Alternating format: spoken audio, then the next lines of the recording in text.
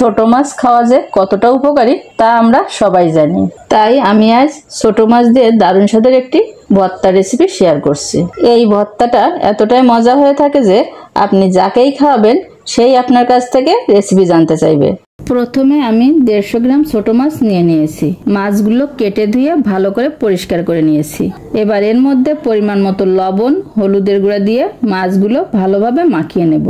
মাছগুলো মাখিয়ে নেওয়া হয়ে গেলে চুলায় একটা ফ্রাই প্যান বসিয়ে তাতে কিছুটা সরিষার তেল দিয়ে গরম করে নেব। তেল গরম হয়ে গেলে এর মধ্যে দিয়ে দেব 4টা পেঁয়াজ কুচি, 2টা রসুন কুচি, 8-10টা কাঁচামরিচ। মরিচের পরিমাণ আপনারা স্বাদ অনুযায়ী বাড়িয়ে কমিয়ে দিতে পারেন। দিয়ে দিচ্ছি পরিমাণ মতো হলুদের গুঁড়া, পরিমাণ মতো লবণ।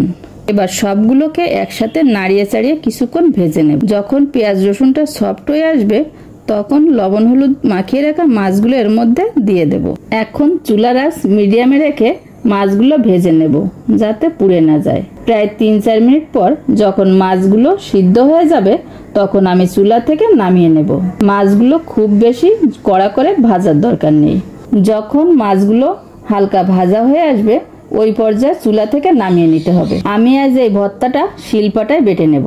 আপনারা চাইলে ব্লেন্ডারেও বেটে নিতে পারেন, তবে শিলপাটায় বাটলে ভর্তাটা খেতে আমার কাছে বেশি ভালো লাগে। এই ভর্তাটা খুবই মিহি করে বেটে নিতে হবে, তাহলে ছোট মাছের মধ্যে যে কাঁটাগুলো আছে সেগুলো মিহি হয়ে যাবে। সবটুকু ভর্তা যখন খুব ভালো করে বাটা হয়ে যাবে তখন চুলায় একটা ফ্রাই প্যান বসিয়ে তাতে কিছুটা সরিষার তেল দিয়ে দেব। তেল গরম হয়ে আসলে এর মধ্যে দেব 3টা শুকনো মরিচ, 1 চামচ কালো জিরা।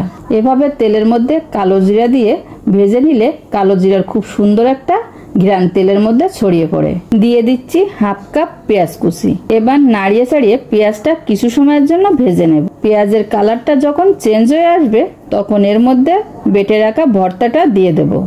এখন সবকিছুকে একসাথে নাড়িয়ে চাড়িয়ে খুব ভালো করে মিশিয়ে নেব। 2 মিনিট পর আমি ভর্তাটা নামিয়ে নেব। আমার ভর্তাটা কিন্তু রেডি হয়ে গেছে।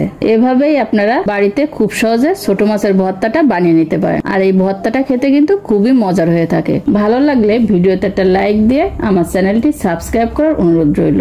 আপনি যদি ফেসবুক পেজ থেকে দেখে থাকেন তাহলে আমাদের ফেসবুক পেজটি ফলো করে আমাদের পাশে থাকবেন। সবাইকে ধন্যবাদ জানিয়ে আজকের মতো ভিডিওটা এখানেই শেষ করছি।